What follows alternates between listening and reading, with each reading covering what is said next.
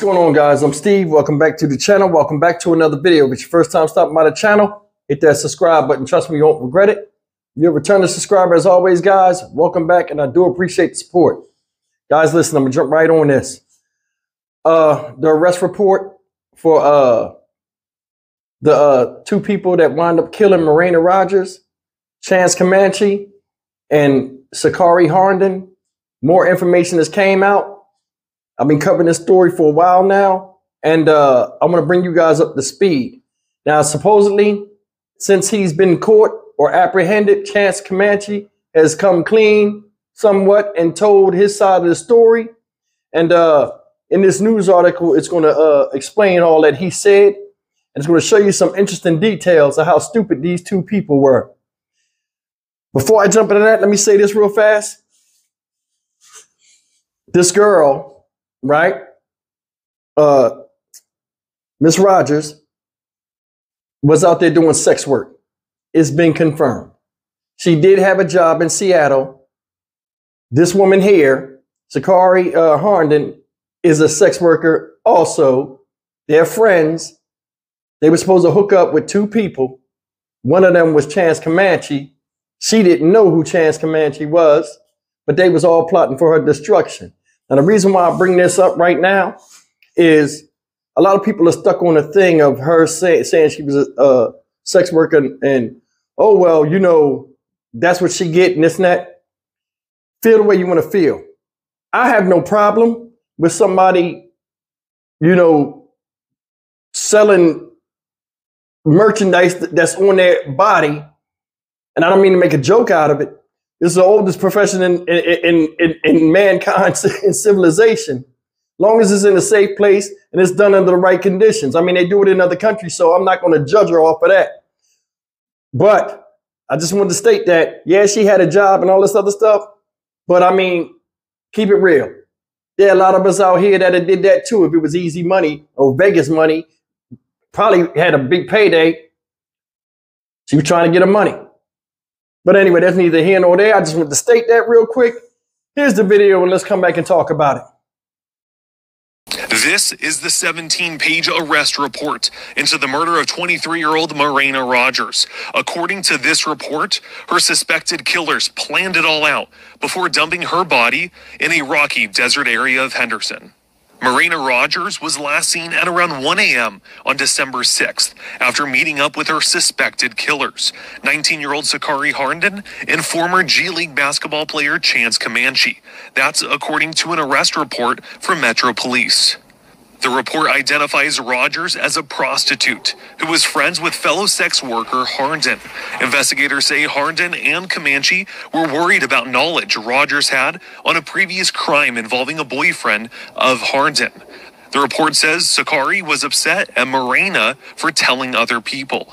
Also, according to the report, Comanche told police he and Harnden came up with a plan to lure Rodgers back to their car for sex. And a text thread from November 30th to December 6th shows the former couple joking about ways they would kill her, like an overdose or using a gun. Investigators say Comanche confessed to police he and Harnden tied Rodgers' hands. Then, Comanche strangled Rodgers with an HDMI cord while Harnden choked her out. Comanche says they then found a place to dump the body. Both Metro Police and the Clark County Coroner's Office say the remains were found in a rocky desert area of Henderson. Neighbors living in the McCullough Hills area claim Rodgers was found in this wash. Both Comanche and Harnden are facing open murder and kidnapping charges. Comanche appeared in Sacramento court Tuesday and faces extradition to Clark County. Harnden will appear in court Wednesday in connection to this case. The coroner's office still has not released a cause of death. We will continue to reach out to get more information on this murder case. Guys, that small excerpt that you've seen in the news article that was very small, it reads as such. Chance, who by this time was in possession of a cord, which he described as a HDMI cord, placed it over the front of Marayna's neck. Chance admitted to strangling Marayna for approximately 10 seconds with the cord, but stated he stopped when he heard Marayna struggling to breathe. While Chance used the cord to strangle Marayna, Sakari Put both of her hands on the neck of Marayna, choking her. Chance said once he stopped strangling Marayna, he released the tension of the cord, but Sakari continued to choke her. Once Marayna was unresponsive, both Sakari and Chance began checking her neck for a pulse as well as touching her to see if she was still breathing. Chance made a reference to fluid coming out of Marayna's mouth, which caused them to believe Marayna was dead. All right, guys, now the information that I just read to you, I had known about since Saturday, but I only gave you the cause of death. I didn't go into the details until it came out public. So I hope you forgive me about that. But guys, listen, I'm not buying what he say. Oh, I choked her for 10 seconds. And then Sakari ran over there and grabbed her throat and choked her out. She choked her too. When she started squeezing on her neck, I stopped. Don't matter. You still started it. And it still contributed to her loss of oxygen and subsequent death because you let go because you thought she was gone already. Now, I'm going to tell you something. When somebody dies of strangulation, when they stop breathing, you still have to hold their neck for a while. So you cannot tell me what he said made sense.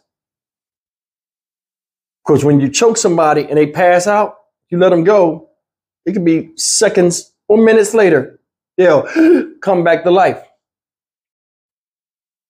He lying. I ain't feeling it. I ain't feeling nothing he said. But I mean, just the evilness of that. This girl don't know. She don't know you. She says she's running her mouth telling people about you, convinces him out of fear because he got, I guess, some trouble because supposedly he hangs with some unsavory characters.